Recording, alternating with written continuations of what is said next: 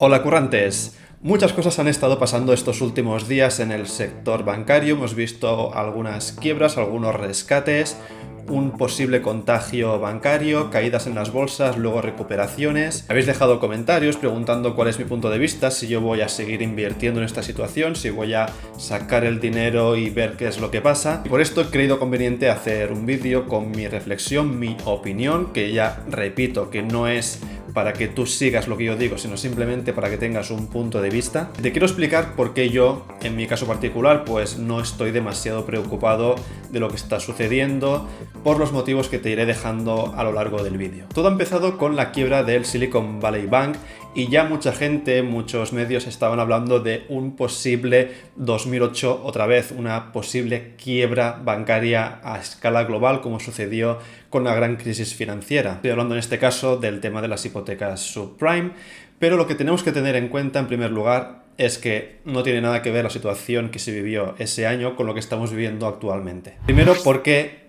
la crisis del 2008 fue el estallido de una burbuja de una escalada de precios como nunca se había visto en el sector inmobiliario y con el respaldo de hipotecas mediocres dadas sin ningún tipo de criterio a personas que no podían permitírselo, y esto supuso un colapso que afectó a todos los bancos a escala mundial. Lo que está pasando actualmente tiene una causa común para los diferentes bancos, sin embargo, lo que está sucediendo es sobre todo una consecuencia lógica de la escalada como nunca se ha visto de los tipos de interés en los últimos meses. Una escalada que en el caso de Estados Unidos puedes ver aquí que desde el 2022 ha pasado de ser de un 0% a estar ya en los 5 puntos. Esto no hace nada más que tensar cada vez más la cuerda, tensar cada vez más la situación. Y lo que está sucediendo es que esos bancos que no estaban gestionando bien sus recursos, como en el caso del Silicon Valley Bank, son los primeros que están cayendo. El caso del Silicon Valley Bank ha sido un problema de no saber gestionar bien la liquidez, entendiendo liquidez como el tener dinero disponible para poder entregárselo a las personas que estuvieran pidiendo los depósitos de vuelta. En el caso del Silicon Valley Bank, sobre todo son startups tecnológicas que lo que hacen era depositar su dinero allí. Entre los años 2019 y 2021 hubo un boom, hubo mucho dinero generado por estas empresas, por lo cual Silicon Valley Bank tuvo una gran inyección de dinero, una gran inyección de liquidez. Tú imagínate ahora que eres uno de los gestores del Silicon Valley Bank, ves como en 2 años estás recibiendo una cantidad masiva de liquidez, de dinero, y te paras a pensar en cómo puedes usar todo ese dinero para poder sacar algo de beneficio. Porque todos sabemos que el banco, su gran negocio es justamente utilizar el dinero de otros para obtener una rentabilidad.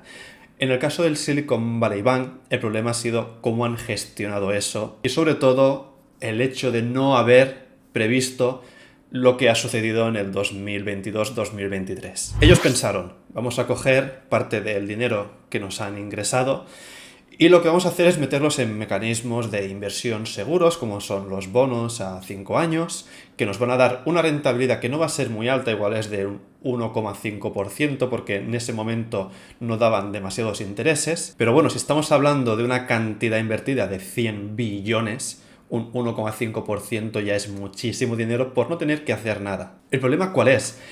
El problema es que, claro, ellos tienen esos bonos a 5 años o al periodo que sea, pero no cubren la posible subida de tipos de interés. Era muy difícil prever que hubiera habido esta subida en los últimos meses, pero ha sucedido. Con lo cual, los bonos que tenía el Silicon Valley Bank han ido perdiendo valor con el tiempo, por el simple hecho que si tú vas al mercado secundario vas a preferir comprar los bonos que estén emitidos hace un mes, que te van a dar una rentabilidad de un 3% o un 4%, que los bonos que tenía el Silicon Valley Bank, que daban una rentabilidad del 1,5%.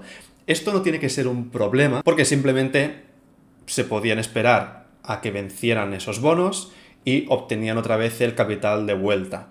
Sin embargo, lo que está sucediendo es que los depositantes han empezado a pedir su dinero de vuelta porque el 2022 ya ha sido un mal año para las startups, 2023 sigue en la misma tendencia y están faltos de liquidez, es decir, no tienen suficientes billetes para devolver a los depositantes, de tal manera que lo que tienen que hacer es verse forzados a vender mecanismos de inversión como los que decía estos bonos. Y como decía, unos bonos que tenían un valor de compra inicial de unos 100 billones, al cabo de unos pocos meses, valdrían unos 75-80 billones, lo cual para este banco supone unas pérdidas imposibles de compensar. ¿Y cómo es que ha petado de golpe? No se ha ido viendo que esos bonos estaban perdiendo valor.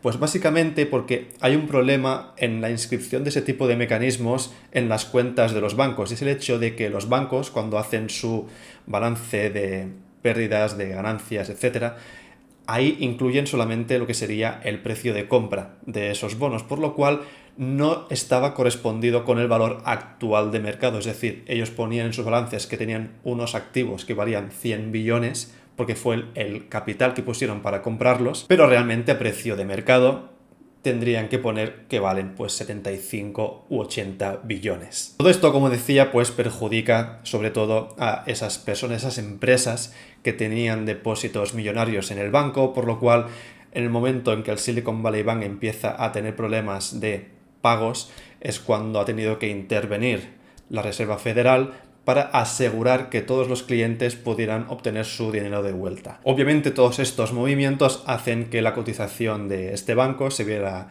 impactada, cayó hasta un 60% de su cotización de los días anteriores y tuvieron que intervenir al banco para evitar una sangría aún mayor. Así que al final los perjudicados son las personas que estaban invirtiendo en ese banco porque han visto que la cotización se ha ido al suelo, pero a nivel de clientes realmente al final sí pueden recuperar los depósitos. Sí que ha sido un problema para las startups en el momento en que necesitan esos depósitos para poder pagar las nóminas y los gastos que tiene su operación, pero la intervención del gobierno de Estados Unidos pues hace que haya sido un impacto mucho menor de lo que podría haber sido. Tenemos el caso de Credit Suisse. Credit Suisse realmente no es un hecho que haya pasado hoy, esta semana o hace un mes, sino es una empresa que ya estaba en tendencia bajista, como puedes ver aquí.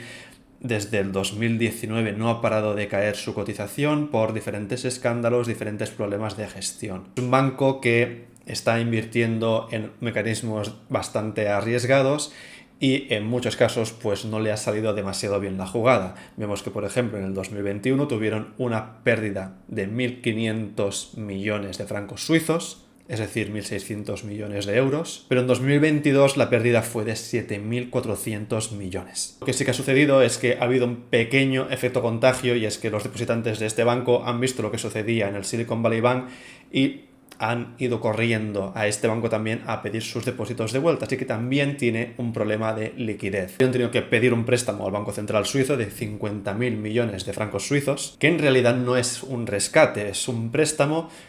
Ellos ponen sus mecanismos de inversión como colateral y el banco suizo va a acabar también cobrando unos intereses por esto. Al final es como un cambio de cromos. Yo necesito tener liquidez, el Banco Central tiene liquidez, hacen el cambio, pero a cambio de esto pues tienen que pagar unos intereses. Y lo que estamos viendo es que en estos periodos donde hay este tipo de sucesos, lo que hay es mucha volatilidad en el mercado. Puedes ver aquí como la caída que tuvo Credit Suisse se recuperó casi en su totalidad gracias a justamente este rescate. Por lo tanto, lo que estamos viendo por ahora es que los bancos lo que tienen es un problema de liquidez, es un problema de no tener el suficiente dinero para devolver a sus clientes, o además en el caso del Silicon Valley Bank es que encima estaba en un producto financiero que ha sido duramente impactado por la subida de tipos de interés. Todo esto ha colapsado el sector bancario. Aquí tienes el índice del Nasdaq Bank y ves cómo la caída, la quiebra del Silicon Valley Bank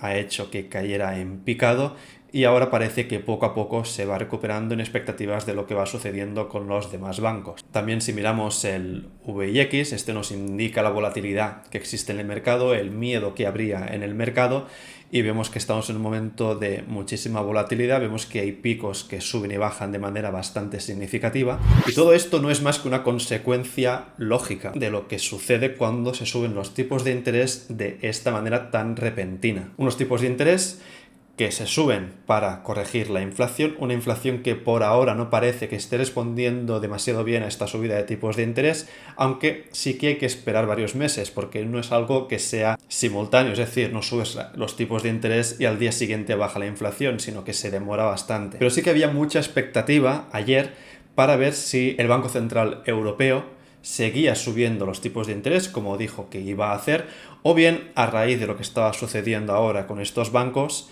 ponía un poco de freno, bajaba un poco la subida o bien la frenaba definitivamente. El problema es que si frenaba esa subida de tipos de interés, lo que estaría indicando a la población es que están entrando en miedo de romper algo que probablemente ya esté roto. Si subían los tipos de interés de 0,5 puntos como estaba previsto, lo que podían indicar es no tenemos miedo, seguimos tensando la cuerda, pero esto lo que puede llevar es que haya más situaciones parecidas a la que estamos viendo de los bancos de Silicon Valley Bank o del Credit Suisse. Y finalmente lo que ha sucedido es que Christine Lagarde, el Banco Central Europeo, ha decidido seguir con esa subida de 0,5 puntos. Recordemos también que esta subida de tipos de interés ayuda a mantener el valor del euro respecto al dólar. En el momento en que haya uno de los bancos centrales que deje de aplicar esta subida de tipos de interés, es posible que veamos devaluaciones de una u otra moneda. Esto nos deja en esta situación, estamos en 3,5 puntos y vemos que siguen diciendo que las posibles subidas que van a haber en el futuro van a continuar dependiendo de los datos de inflación. Supongo que también van a tener en cuenta lo que está sucediendo con los bancos, pero sí que podemos empezar a esperar un pequeño freno, una pequeña bajada en la escalada de tipos de interés, y esto se ha notado ya en el Euribor. Si te está gustando este vídeo, te pido un like, que es gratis, ayudas muchísimo, y si me dejas un comentario de lo que sea, eso sí que ayuda, pero muchísimo más. Y si te suscribes, pues no te perderás nada de contenido, que bueno, algunas veces te gustará menos y otras veces te gustará más. Muchas gracias. Que esa previsión de que esta subida de tipos de interés puede empezar a acabarse hace ya que las previsiones del Euribor también empiecen a decaer. Esto puede ser una buena noticia para esas personas que tienen hipotecas a tipo variable y que en los próximos meses, cuando se recalcule la media del Euribor, puedan ver cómo quizás se les baje un poco la cuota o al menos no suba tanto como estaba previsto. La otra consecuencia que veíamos de esta subida de tipos de interés del Banco Central Europeo es la caída del dólar versus el euro. Y finalmente el siguiente impacto puede ser que se van a empezar a destapar también malas gestiones de otros bancos que pueden estar haciendo acciones similares a las que veíamos de Silicon Valley Bank, es decir, que tengan una gestión de su liquidez y de sus activos incorrecta y que con esta progresiva subida de los tipos de interés en algún momento vayan a petar por un lado o por otro. Sin embargo, esto está afectando a nivel bursátil a todos los bancos. Pero esto no quiere decir que tenga un fundamento real. Al final hay mucho miedo justamente por lo que está sucediendo. Las personas, los inversores que están metidos en esos bancos temen que pueda suceder algo parecido y lo que hacen es simplemente vender sus posiciones a expectativa de ver qué es lo que va a pasar en los próximos días. Por lo tanto, ¿por qué yo estoy tranquilo? ¿Por qué no es una situación que me preocupe demasiado? Aunque obviamente no me gusta que quiebren empresas, quiebren bancos y que haya preocupación en los mercados, haya preocupación en los medios de comunicación, pero hay 4 elementos que para mí son importantes y son relativamente buenas noticias. En primer lugar, el impacto en el Euribor. Podemos ver que si se empiezan a relajar esas subidas de tipos de interés, podemos esperar que el Euribor no suba mucho más en el 2023 y que quizá en el año que viene, en el 2024, podamos ver incluso alguna bajada, lo cual va a favorecer mucho a esas personas que tengan hipotecas a tipo variable y también a personas que quieran solicitar un préstamo hipotecario. El segundo punto es la subida del euro.